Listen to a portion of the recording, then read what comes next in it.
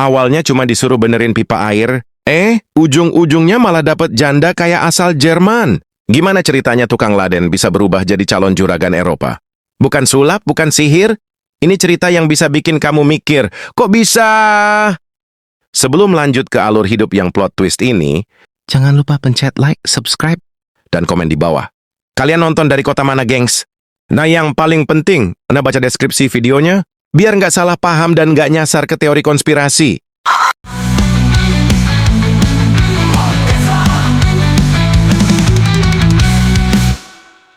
Pernah dengar pepatah, jodoh nggak kemana? Tapi buat yang satu ini, jodohnya bukan datang lewat pesan pendek atau dikenalin tetangga, melainkan lewat pipa air yang bocor. Ini dia orangnya, Armin, umur 27 tahun. Pemuda perantauan asal Jawa Tengah yang sekarang merantau ke Bali. Tapi jangan salah, dia bukan datang ke Bali buat buka kafe, bukan juga jadi seleb TikTok. Armin ini kerja sebagai tukang laden keliling.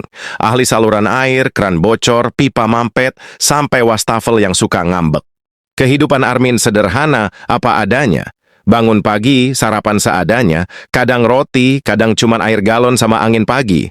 Terus naik motor tuanya yang udah lebih banyak bunyinya daripada tenaganya. Tapi Armin ini semangatnya nggak pernah bocor. Tetap ceria walau panas-panasan, tetap sopan walau dompet kempes. Kata pelanggan-pelanggannya, Mas Armin tuh ya, kalau lagi benerin pipa sambil senyum terus, kayak abis menang undian terus disuruh masuk got. Armin juga termasuk cowok yang setia. Bukan cuma setia sama pelanggan, tapi juga setia menunggu jodoh yang nggak kunjung datang. Terakhir punya pacar? Wah, katanya itu pun waktu harga bensin masih 5 ribuan. Pewawancara, Mas Armin, kenapa masih sendiri sampai sekarang? Armin, bukan nggak laku mas, cuma mungkin jodoh saya lagi nyasar naik angkot, belum sampai-sampai. Tapi hidup itu unik. Kadang nasib bisa berubah dalam sekejap. Dan buat Armin, semua berubah waktu HP-nya bunyi, ada panggilan dari nomor tak dikenal, efek suara HP jadul berbunyi, lalu suara perempuan dengan logat aneh. Permisi, bisa bantu perbaiki saluran air? Armin kaget. Bukan karena panggilan servis, tapi karena suara si penelpon beda dari biasanya. Wah, ini kayaknya bukan orang sini, pikir Armin. Tapi ya, namanya juga kerjaan. Mau pelanggan siapapun, Armin siap datang. Dan dari sinilah cerita dimulai. Cerita tentang pipa bocor, rumah mewah, dan seorang perempuan yang bakal mengubah hidup Armin selamanya.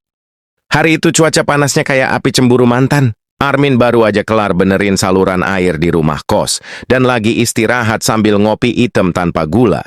Bukan karena suka pahit, tapi karena emang uang recehnya tinggal buat parkir.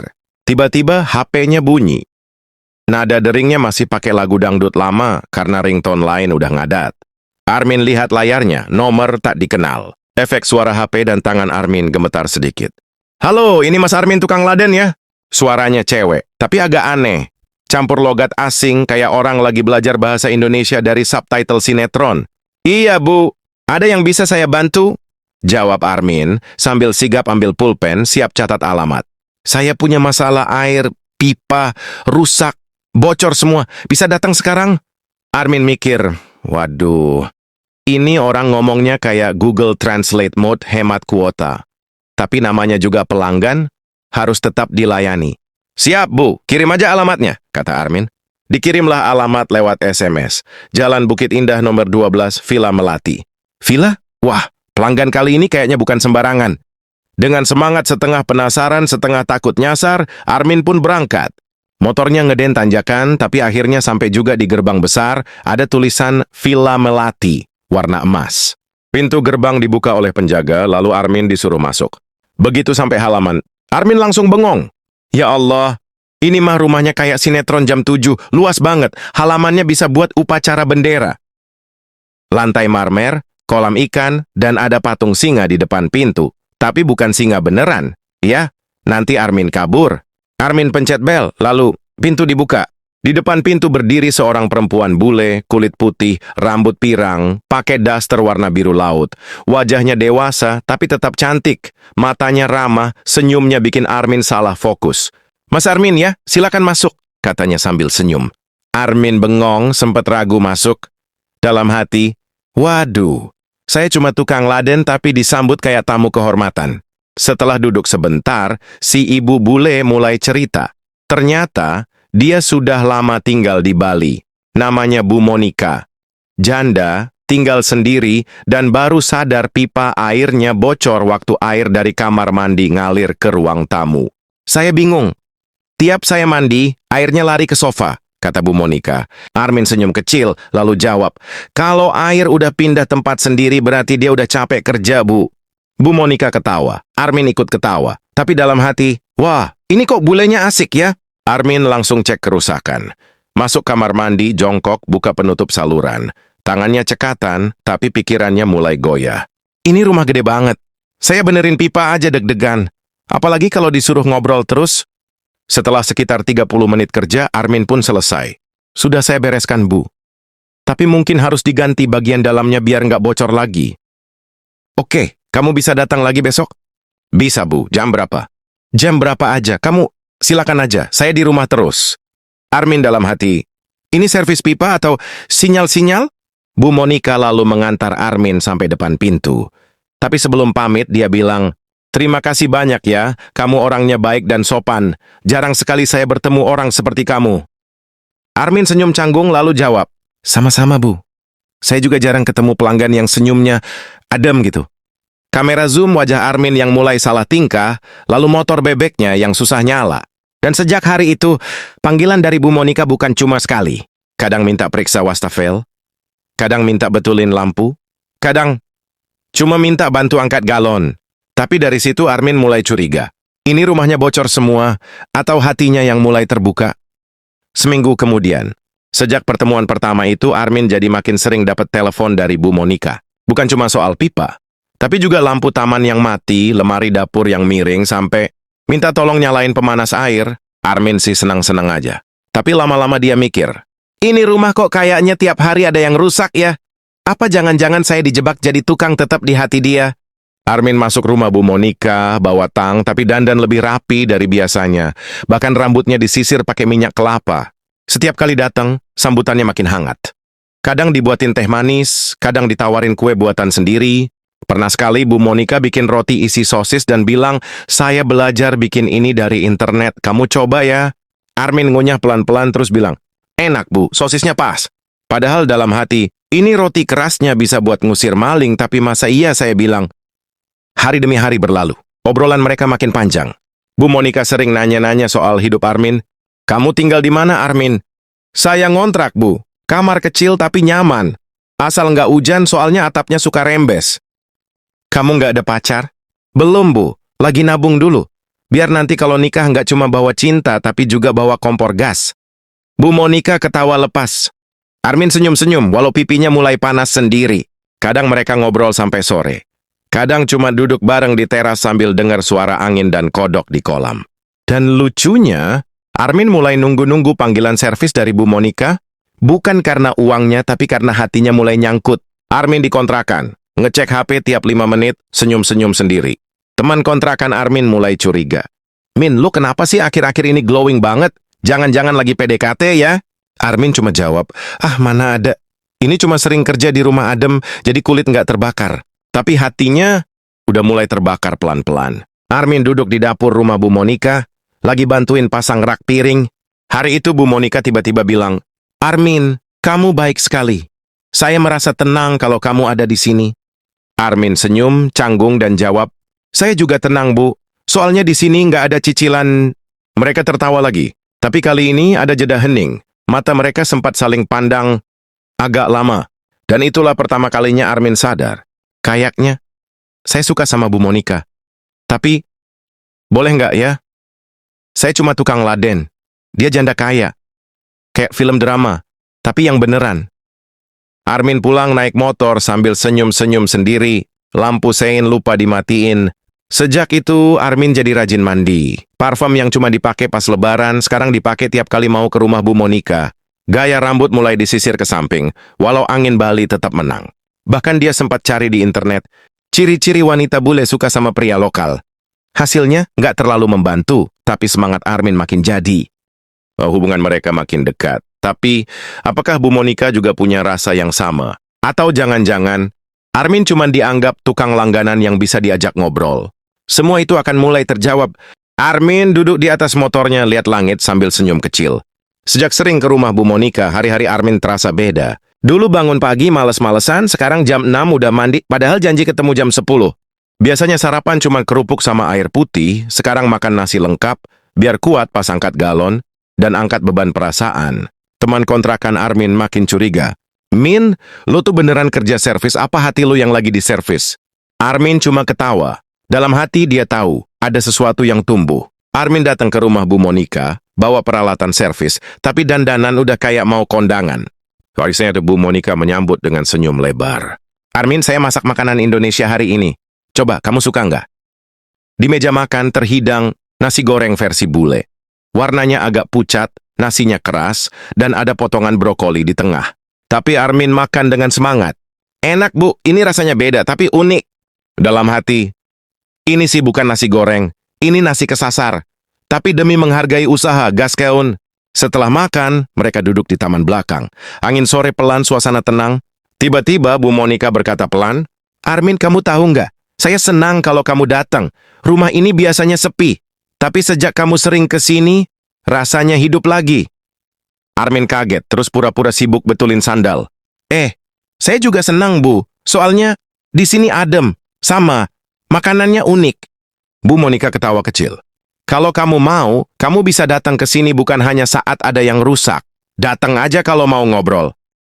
Nah loh, Armin mulai panik pelan-pelan. Ini sinyalnya udah 3 bar nih. Jangan-jangan sinyal cinta. Tapi sebagai cowok sopan, Armin masih jaga sikap. Pada malam harinya, Armin ngobrol sama temannya di warung kopi. Bro, gue bingung. Gue suka sama bule itu, tapi gue nggak yakin dia juga suka.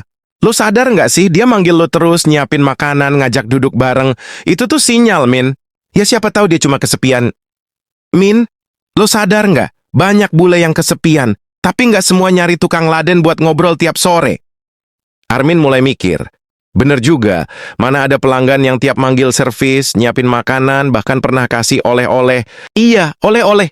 Waktu itu Armin dikasih baju batik yang katanya, saya beli ini di pasar, lihat warnanya langsung ingat kamu. Armin senyum sambil nerima bajunya, walau ukurannya kebesaran satu dunia. Suatu sore, Armin datang tanpa dipanggil, bawa buah tangan, pisang goreng dari warung langganan. Saya lewat tadi, Bu, iseng mampir, bawain camilan. Bu Monica tampak senang. Wah, terima kasih, Armin, saya suka ini. Mereka makan bareng di teras, minum teh, dan ngobrol soal banyak hal. Topik obrolan pun makin dalam. Dari soal cuaca dan pipa, jadi soal keluarga dan masa lalu. Saya dulu menikah, tapi suami saya sudah meninggal 5 tahun lalu, kata Bu Monica pelan. Sejak itu saya tinggal sendiri, kadang kesepian. Armin diam sejenak, lalu jawab, saya juga sering ngerasa sepi, Bu, tapi sekarang nggak sesepi dulu.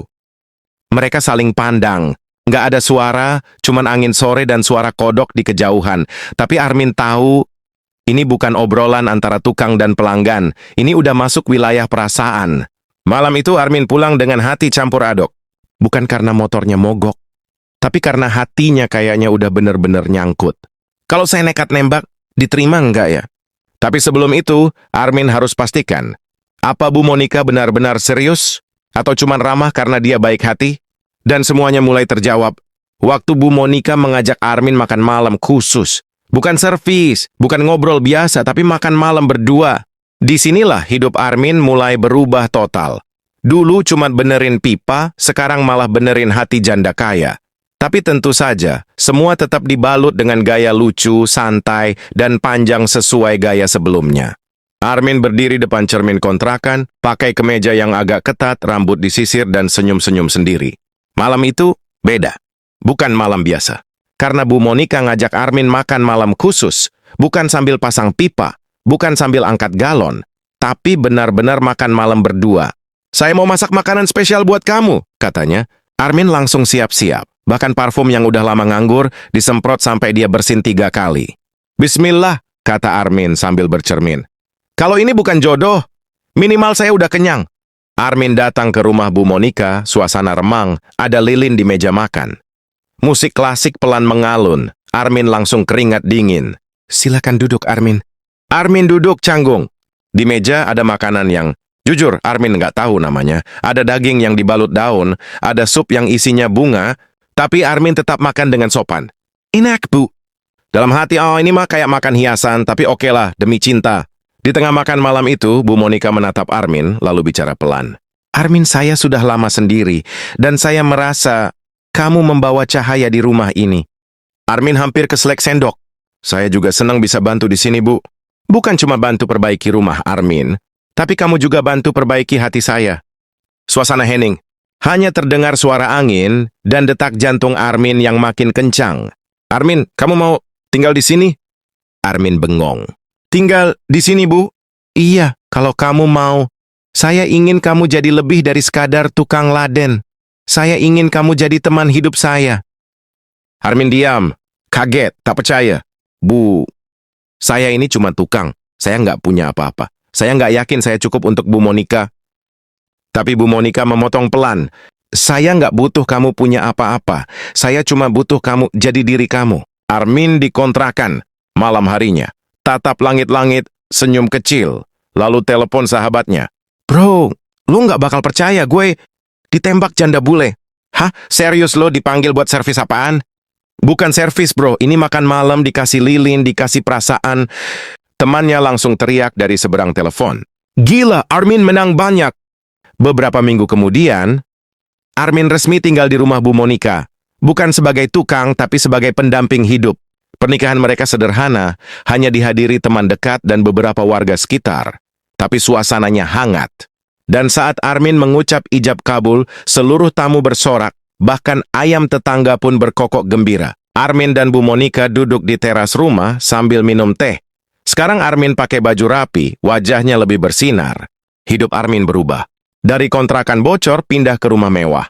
Dari mie instan pindah ke steak dan sup aneh yang kini sudah mulai dia nikmati. Tapi yang paling penting, dari kesepian jadi penuh cinta. Tapi yang bikin bangga, Armin nggak berubah sombong. Dia masih bantu warga sekitar, masih bantu perbaiki keran tetangga, bahkan sering traktir anak-anak kecil di warung. Saya cuman orang biasa yang dapat kesempatan luar biasa, katanya. Saya nggak pernah nyangka, hidup bisa sebalik ini. Tapi mungkin emang benar kalau kita kerja jujur, hidup tulus, Tuhan kasih jalan dari tempat yang nggak disangka. Dari tukang laden keliling, jadi suami janda kaya raya.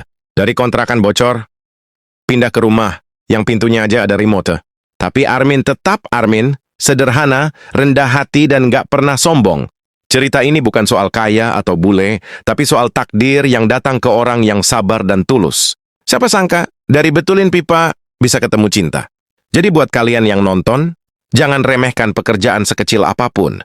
Jodoh itu bisa datang dari mana aja, bahkan dari dalam kamar mandi.